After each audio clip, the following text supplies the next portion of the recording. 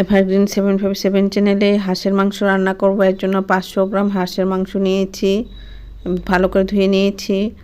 আলু নিয়েছি পরিমাণে, পেঁয়াজ, আদা বাটা, রসুন, টমেটো নিয়েছি। 3 রকমের লঙ্কা দেব, কাঁচা লঙ্কা, শুকনো লঙ্কা, গোলমরিচ দেব। শুকনো লঙ্কা নিয়েছি। এখন পেঁয়াজগুলি জারের মধ্যে নিয়ে নিচ্ছি। শিলনোড়ায়ও করা যায়। আদা বাটা নিয়েছি, রসুন নিয়েছি এই পরিমাণে, মাংস অনুযায়ী মশলাটা নিচ্ছি। টমেটো নিয়ে নিচ্ছি, শুকনো লঙ্কা নিয়েছি, ধনে 1 চামচ, মৌরি 1 চামচ, জিরে 1 চামচ, টেবিল চামচে এই যে গোলমরিচ, এগুলি, কাঁচা লঙ্কা, 3 রকমের ঝাল দিলে রান্না ভালো হয়, এলাচি, দারচিনি, লং, জল, মেশিনে পেস্ট করব। মশলাটা পেস্ট হয়ে গেছে। তেজপাতা দিয়ে দিচ্ছি মাংসের মধ্যে, হলুদ দিচ্ছি, কাঁচা তেল দিয়ে দিচ্ছি, সর্ষের তেল, মশলাটা দিয়ে দিলাম।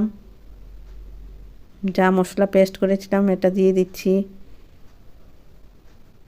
মেখে নিচ্ছি মাংসের সাথে মশলাটা, তাহলে রান্না ভালো হবে। কাশ্মীরি লাল লঙ্কার গুঁড়ো নিয়ে নিচ্ছি, মিশিয়ে নিচ্ছি। শীতের মৌসুমে হাঁসের মাংস খেলে শরীর গরম থাকে। মাংসটা ম্যারিনেট করে রেখে দিলাম 30 মিনিট। কড়াইতে তেল দিলাম অল্প পরিমাণে, তেল গরম হওয়ার পর মাংসটা দিয়ে দিলাম। মাংসের মধ্যে প্রচুর তেল আছে, এর জন্য অল্প তেল দিয়েছি। নাড়াচাড়া করে নিচ্ছি, ঢাকা দিয়ে দিলাম। এই ফ্লেমে রান্না হচ্ছে মাংসটা। নুন দিচ্ছি 15 মিনিট পর, তাহলে সুস্বাদু হবে মাংসটা।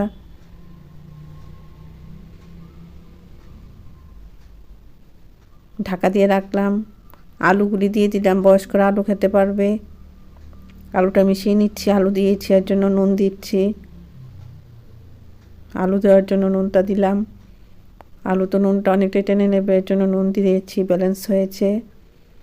ঢাকা দিয়ে দিলাম আলু সেদ্ধ হওয়ার জন্য। এই ফ্লেমে রান্না হচ্ছে। মাংসটা একবারে কষিয়ে নিয়েছি।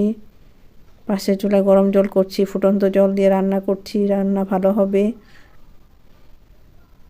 এভাবে মাংসটা কি সুন্দর দেখাচ্ছে। এভাবে ঢাকা দিয়ে রাখলাম, রান্না হয়ে গেছে। এই যে এরকম হয়েছে। ভালো থাকো, সুস্থ থাকো, ধন্যবাদ।